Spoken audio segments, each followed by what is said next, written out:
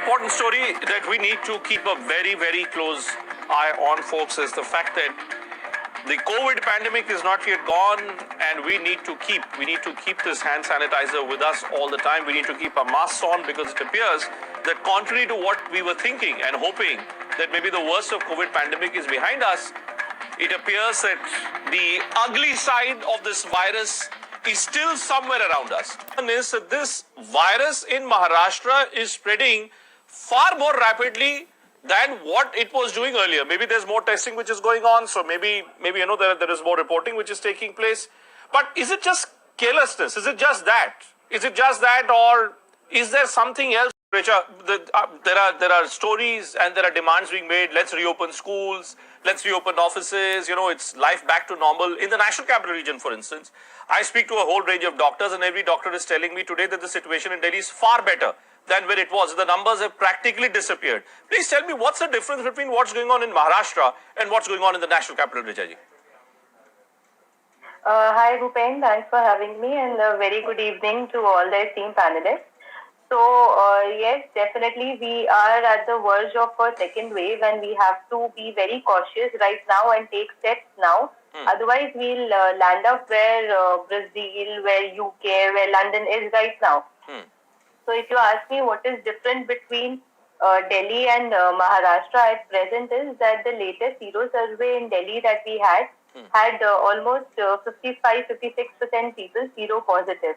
So that means that currently, because we had the wave, the third peak in November end. So with time, the immunity in them is also going to wane off. So we are practically on the verge that what is happening in Maharashtra right now could be happening in Delhi a month from now. Secondly, with if there is no curtailment of transportation between domestic travel between interstate, then it is not very long before we have those mutant strains in Delhi also, and the numbers will start rising exponentially. So we have to be very, very cautious, and this is the time when we have to take action. In fact, there's been talks that to start quarantining. What would you suggest? People coming so, Dr. Sarin, it's like in states like Karnataka, Maharashtra, even in Goa, I'm told that the Chief Minister is very closely monitoring the situation. A lot of people from different states are going and finding themselves a nice holiday spot in Goa, and I'm told that is also on the watch list of the authorities there. Would you suggest that, are we at that stage right now in India, as far as the stress with this virus is concerned, that we should ban interstate travel? Have we reached that stage as yet, according to you?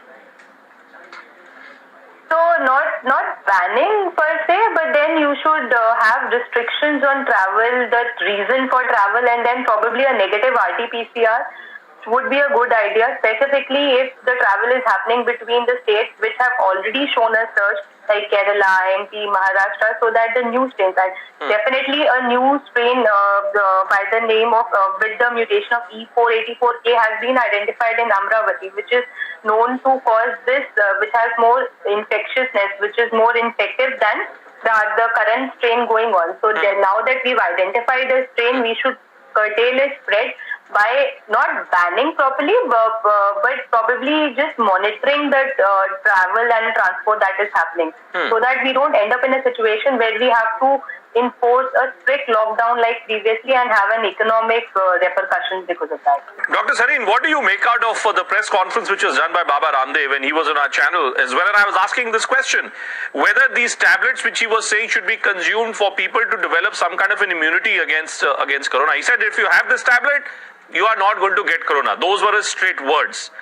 Is that misinformation for you? Like I'm telling you, somebody told me, a scientist tells me, you please keep this lotion, this is anti-corona lotion. All these things, anti-corona lotion, anti-corona tablet. Is it making people develop a false sense of security? And could that be the reason why suddenly there's this huge spurt of the last couple of days of COVID positive cases? Yes, I totally agree that all these things, be it lotions, be it tablets, be it, somebody claiming that you use this and you will not have COVID for sure. This is a false sense of belief that people who have a huge following are spreading, which is not good in a way, because like the other panelists said, the most effective way that we've seen is, now we've been in a pandemic for 1 year. The basic protection is a mask. Just a mask to protect yourself. but you will see that the compliance to that mask is very low. People are ready to try tablets. We don't know what are the contents. We don't know what are the side effects. We don't know whether it's working also or not. But it is the way it is projected is what matters the most.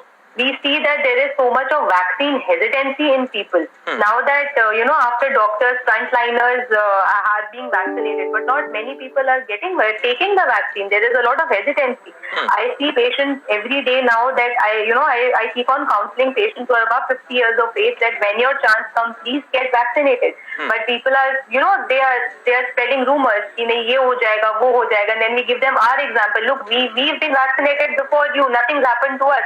If you're getting a chance for protection, why not take it? But I would rightly say that we should propagate things which are scientifically proven rather than just propagating things, some lotion, some tablets or anything, because what people see is what people believe. So, if you want to prevent a second surge, we have to step up the vaccination process. Dr. Bhan, that's a good point being made by Dr. Sareen.